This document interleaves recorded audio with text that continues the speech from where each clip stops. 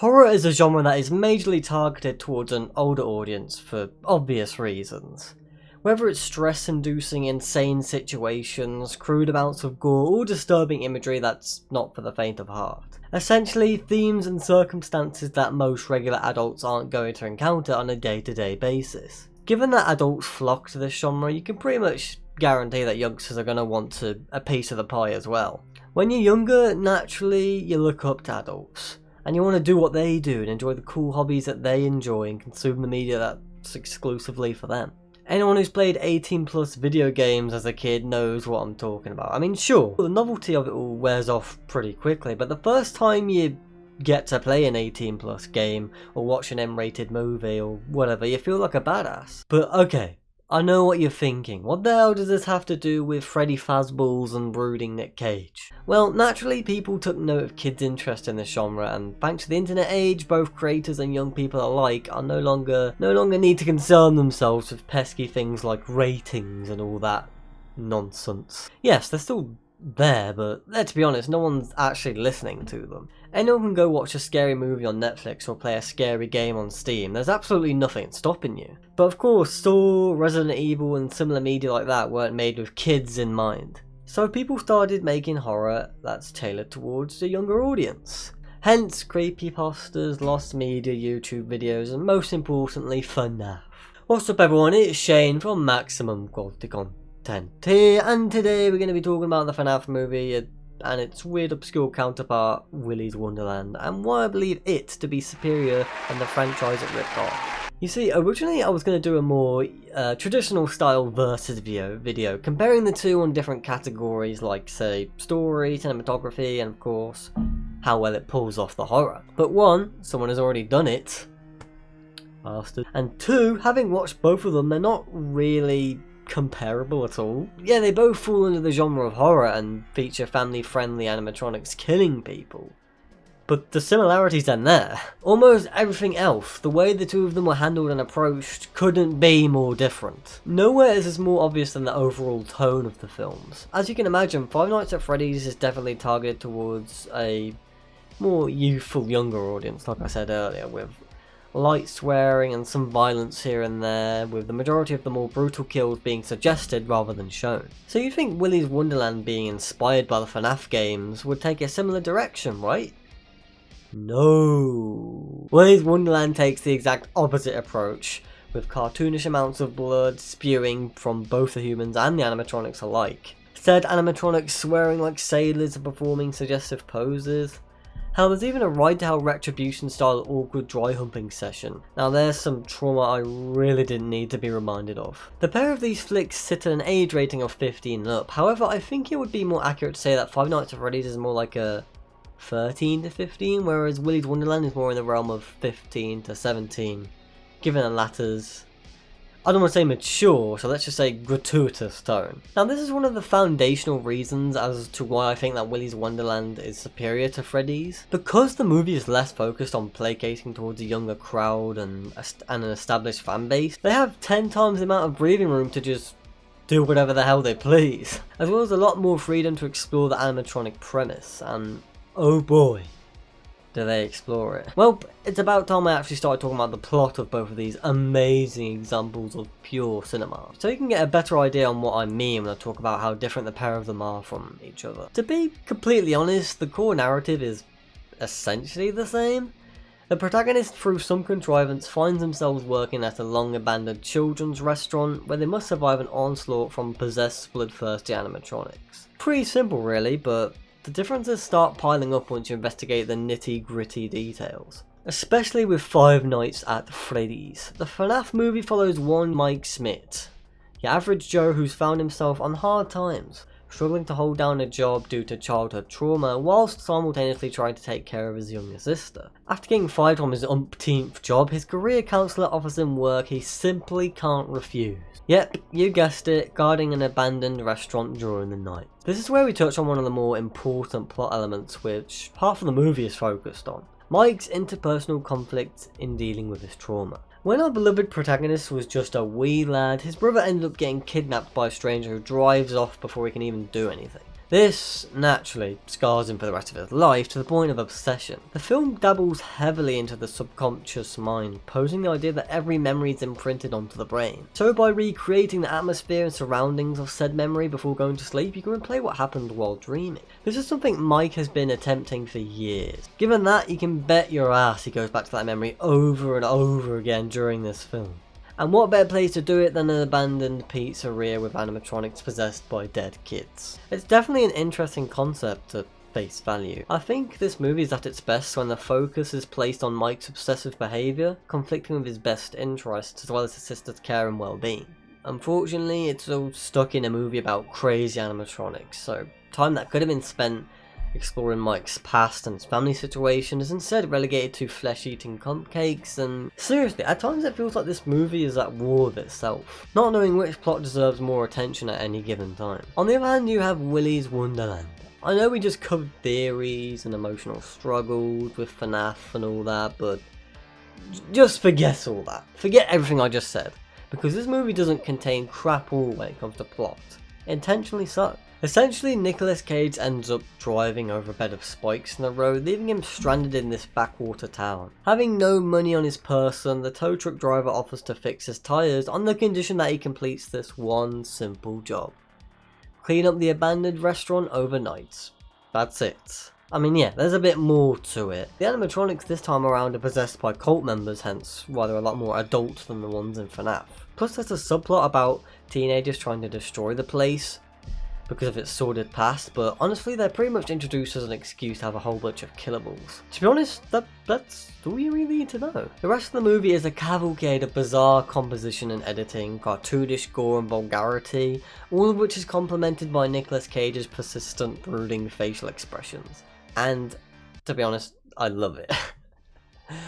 I mean, unlike Five Nights at Freddy's, Willy's Wonderland doesn't take itself seriously in the slightest, seemingly mocking the very premise it's based on through the character of Nicolas Cage, who spends the running time taking his job way too seriously while the supporting cast are like, what the hell is wrong with you? I keep saying Nicolas Cage because his character doesn't have a name. He's literally just listed as the janitor. Not for any important or significant reason like, say, the man with no name in the Dollars trilogy, it just doesn't matter whatsoever. He's there to rip apart animatronics and make funny faces while doing it. Before I wrap up the plot and narrative of these films, one thing I haven't mentioned yet is the acting. Does the delivery and performances help bolster the story of these masterpieces?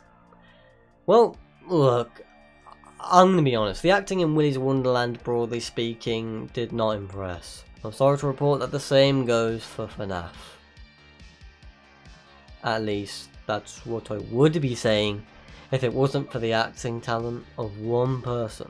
One skilled individual who leaves so big an impact with so much beauty and finesse that there's no way you can forget how they grace upon the silver screen.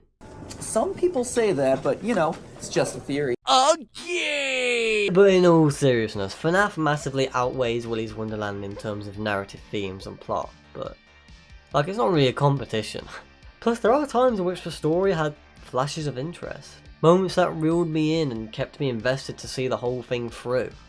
Like I said, I appreciate the moments where we get to see the struggles of Mike's character and how he's been dealing with trauma, and I think for the most part it was well executed. The problem is when the other half of the movie, the main reason people signed up to watch the bloody thing to begin with, isn't as good as the overarching plot you laid out.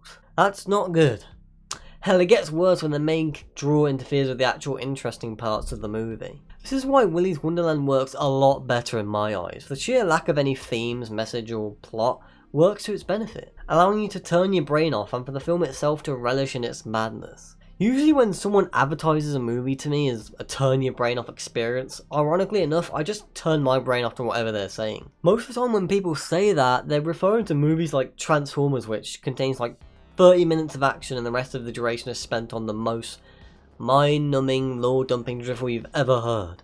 Willy's Wonderland is one of the rare few examples of an actual turn your brain off movie that's actually good and actually fun to watch. Right up there with Godzilla Final Wars and I can't think of anything else. Stuff like that. Moving on, there's another major point of comparison which I have yet to cover between the two, and it's arguably the most important one. It goes without saying that horror is a pretty big factor in both of these movies. I mean, the main selling point of Fnaf and Willy's Wonderland is essentially creepy, unsettling animatronics killing people. I mean, it might as well be a broken record at this point. Transforming somewhat familiar childhood imagery and making it into something to be deathly afraid of. A horror trend that has become all too familiar in recent years thanks to the internet. So yeah, once again, undeniably a huge element in both films. It also happens to be the weakest element in both films. I don't know, maybe it's just me, but the premise just isn't scary at face value whatsoever. But even still, you can inspire goosebumps with a premise that seemingly isn't all that frightening as long as the horror is pulled off successfully. Like, you don't have to be religious for The Exorcist to give you the heebie-jeebies, for instance. Unfortunately, the horror just doesn't hold up in both cases. For starters, Five Nights at Freddy's was doomed from the start, since the source material it's based off isn't scary either. Now, to be clear, I'm talking about the main gameplay loop of checking cameras, waiting for the inevitable jump scare. That's what you can expect on a visit to Fredbear's, and that just isn't scary, and it's certainly not going to translate well to a movie format. Now look, to be fair, there is some genuinely disturbing and creepy material and themes in Fnaf. Something I have to state through gritted teeth due to my bias against the franchise. But for real, especially in the minigame sections in the Fnaf series where you learn more about the hallowed past of the infamous pizzeria, like the Bite of 87, William Afton, and so on and so forth. That kind of material is pretty messed up and would definitely make for some rather frightening scenes and imagery if I'm honest. Too bad it's nowhere to be found in the movie. The only sliver of backstory we get is from a lore dump spewed by one of the side characters, who turns out to be the daughter of William Afton, the mastermind behind the madness. So with a severe lack of bites of 87s, we're stuck with Mike running around like a headless chicken. If you've seen a horror movie before, you've seen this movie. I mean, FNAF relies heavily on jump scares because of course it does. Funnily enough, there's even a moment where Mike opens up a cupboard and boom! Close up of creepy looking thing. Oh wait, it's just a toy, never mind. Oh, did I say moment? Because this same scare is done multiple times throughout. How many times have we seen this fake out cupboard jump scare at this point? My god. Willy's Wonderland is not much better by any means. The movie relies heavily on Dutch angles, and that's putting it mildly. It's like they just didn't know how to build suspense at all, and they didn't know how to show the audience something seriously wrong is about to happen. Other horror tropes include flickering lights, asinine decision making, echoed background voices, just to name a few. And to no surprise, they're not scary either. To be honest, I barely remember the horror because there is a heavy emphasis on comedy in this film, especially in comparison to FNAF. A lot of that is due to the elements that I talked about earlier. The comical amounts of gore, violence, the vulgarity of the animatronics, the simultaneous overacting and lack of acting from Nick Cage, all of which come together to deliver an honestly hilarious experience. This is the straw that broke the camel's back when it comes to why I believe Willy's Wonderland is superior to Five Nights at Freddy's. Both movies have subpar horror elements and themes at best, but at least Willy's Wonderland has comedy to fall back on, which for the most part is executed successfully, whether it's intentional or unintentional. That's not the case for Fred's Food Place. Horror is the main selling point. What else does this movie have? The narrative? I mean, like I said, there are some interesting plot points and character conflicts here and there, but the problem is they're not explored enough to fully engage the audience. It's all sidelined for the mediocrity that is the animatronics. And look, I don't want to give off the impression that I hated the FNAF movie with a passion, or that it was abysmal or something like that. I mean, yeah, it's not high art or anything like that, but it's nowhere near Super Mario levels of suckery. Plus, there are some tidbits I actually liked, and the animatronics in a visual sense were really well done. It was enough to keep me invested for the whole running time, but not enough to actually get me to love the damn thing. To be honest, I was thinking it was going to be torture, but I was pleasantly surprised. Nowhere near as bad as I thought it was going to be, but at the end of the day, it's not as good as Willy's Wonderland, and I hope that I've demonstrated to you why the ripoff is actually better than the original. With that being said, that's all I have to say on the great animatronic debate. Like if you liked, dislike if you disliked, subscribe for more quality content, And I'll see you guys next time. Have some more chicken. Have some more pie. Have some more chicken. Have some more pie. Have some more chicken. Have some more pie. It doesn't matter if it's boiled or fried. Have some more chicken. Have some more pie. Have some more chicken. Have some more pie. Have some more chicken. Have some more pie. It doesn't matter if it's boiled or fried.